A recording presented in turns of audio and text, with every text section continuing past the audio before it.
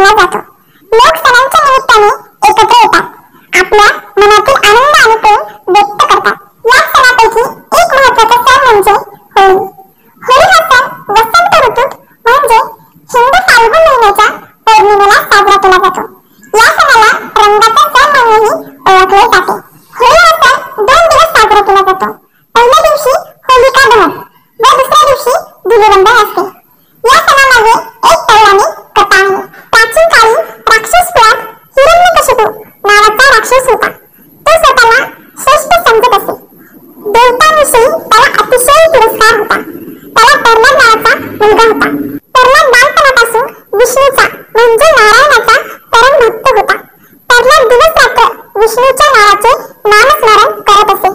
नेमके हेच हिरण्यकशिपूला मान्य नव्हते, त्यामुळे त्याने प्रल्हादला त्यापासून परावृत्त करण्याचा प्रयत्न केला, परंतु प्रत्येक वेळी तो अयशस्वी ठरला। अखेरीस कंटाळून हिरण्यकशिपूने आपल्याच मुलाचा वध करण्याचा निर्णय घेतला। या कामात त्याने आपल्या बहिणीची मदत घेतली। होलिका हे तिचे नाव होते। ती राक्षस प्रवृत्तीची आणि क्रूर होती। तिला अग्नीचे भय नव्हते। अग्नीपासून तिला कोणताच त्रास होत नव्हता, म्हणून हिरण्यकशिपूने लाकडाची चिता रचली, त्यावर होलिकाला बसवले आणि तिच्या मांडीवर प्रल्हादला बसवले, परंतु प्रल्हादाच्या भक्ती साधनामुळे उलटे फिरले। होलिका जळून खाक झाली आणि विष्णू भक्त असल्यामुळे प्रल्हादाला काहीही झाले नाही। त्याच्या भक्तीने प्रसन्न होऊन विष्णूने खांबातून नरसिंह रूपाने हिरण्यकशिपूचा वध केला।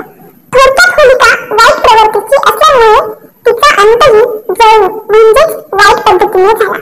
त्यामुळे वाईट आचार विचारांना तिलांजली देणे आणि आपल्या मनातील वाईट विचारांना आगीत चालून राग करावे हाच होळी साजरी करण्यामागचा उद्देश आहे।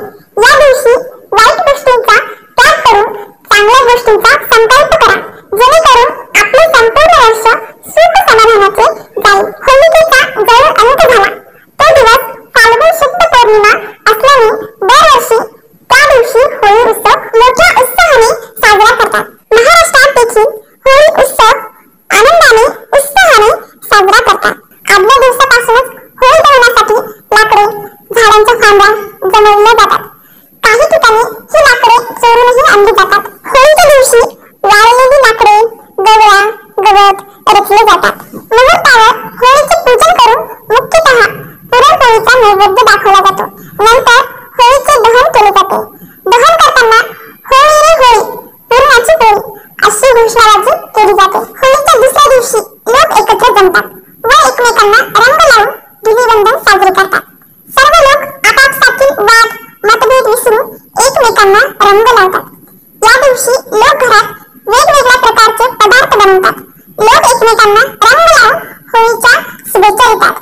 संगीत वाजवून नृत्य करून लोक आनंद व्यक्त करतात। सगळीकडे आनंद व उत्साहाचे वातावरण असते। पण आजकाल होळी साजरी करण्याचे स्वरूप बदलले आहे। आजकाल काही लोक होळीच्या दिवशी मादक पदार्थाचे सेवन करतात, अश्लील गाणी गातात, जुगार खेळतात, त्यामुळे होळीचा खरा आनंद कमी होतो। आपण असे कृत्य न करता होळी साजरी करण्याच्या खऱ्या कारणाकडे लक्ष दिले पाहिजे। आपण एक आनंदी, उत्साही व रंगबेरंगी होळी साजरी केली पाहिजे। सर्वांनी एकत्र येऊन आनंद व्यक्त करून आपापसातील नाते मजबूत करणे यासाठी आपण होळी साजरी करतो। म्हणून आपण हे वाईट कृत्य करणे बंद केले पाहिजे व होळी साजरी करण्याचा खरा अर्थ समजून घेतला पाहिजे। होळी हा सण प्रेम आणि बंधुत्वाचा संदेश देतो। हा सण केवळ हिंदूच नव्हे तर सर्व समाजातील लोकही आनंदाने व उत्साहाने साजरा करतात। म्हणूनच या सणाला एकता आणि समानतेचा सणही म्हटले जाते आणि हेच या सणाचे खरे वैशिष्ट्य आहे।